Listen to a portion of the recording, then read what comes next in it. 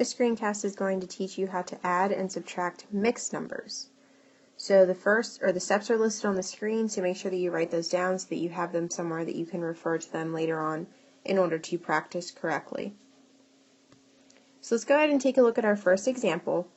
In our first example, the first step of our adding and subtracting mixed numbers algorithm is to change our mixed number into an improper fraction. So remember, we always do bottom times the side plus the top for both sets of mixed numbers. So we have 3 times 2 is 6, plus 1 is 7. So we have 7/3 plus 5 times 4 is 20, plus 2 is 22/5. My second step then is the same as adding and subtracting fractions. So I'm going to look at my common denominators and find a common denominator between 3 and 5. I can use the common denominator of 15. So I'd multiply by 5 and multiply 7 times 5 to get 35/15 plus 5 times 3, 22 times 3. So that would get me a denominator of 15 and a numerator of 66. And then I'm going to follow the steps again.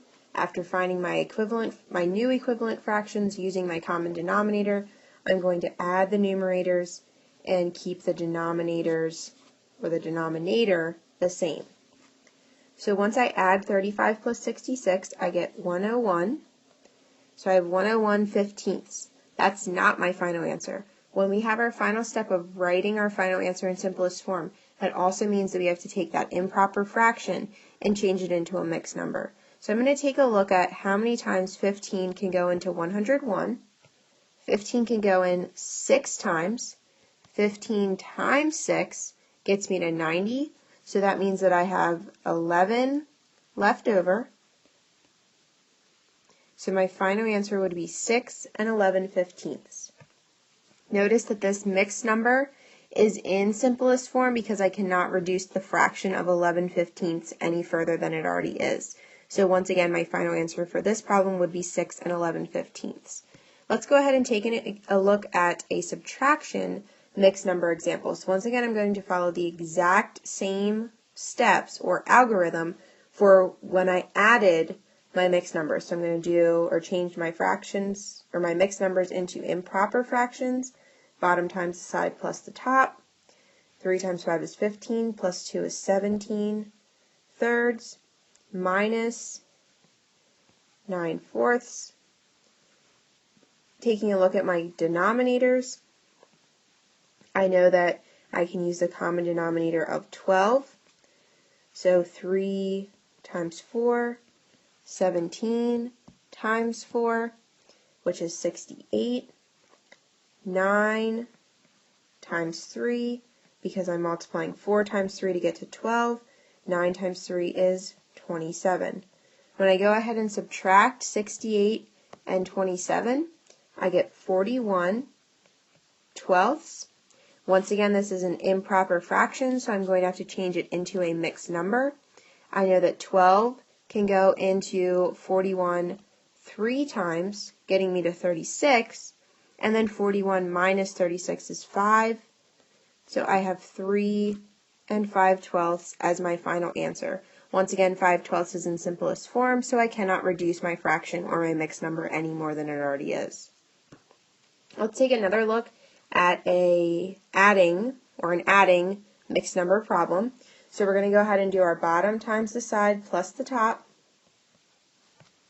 So as you can see, I changed 1 5/6 into 11/6 plus 7/4, which is 1 3/4. I found a common denominator of 12. So I changed 11/6 into 22/12 by multiplying both by 2, and then 7/4 into 21/12 by multiplying both by 3. I then added my numerators together. 22 plus 21 is 43, and I kept my denominators the same. Once again, I have to change my improper fraction into a mixed number. I know that 12 can go into 43 3 times. 43 minus 36 would get me 7. So my answer this time would be 3 and 7/12. So once again, 7/12 is in simplest form, so I cannot reduce it anymore. Let's take a look at one more subtraction problem using mixed numbers. So I have 3 3/4 minus 2 1/2, bottom times the side plus the top. This will get me 15/4 minus 5/2, or 5/2. I can have a common denominator of 4. So 15/4 would stay the same, and 5/2 would become 10/4. I'm going to then go ahead and subtract numerators. So I have 5. My denominator stays the same. 5/4 becomes 1. 4 can go into 5 one time, and 1/4. Simplest form, so that is my final answer. Here are your steps for adding and subtracting mixed numbers. Change the mixed number into an improper fraction. Find a common denominator. Find each new equivalent fraction using the common denominator. Add the numerators, keep the denominators the same, and then write your final answer in simplest form or as a mixed number.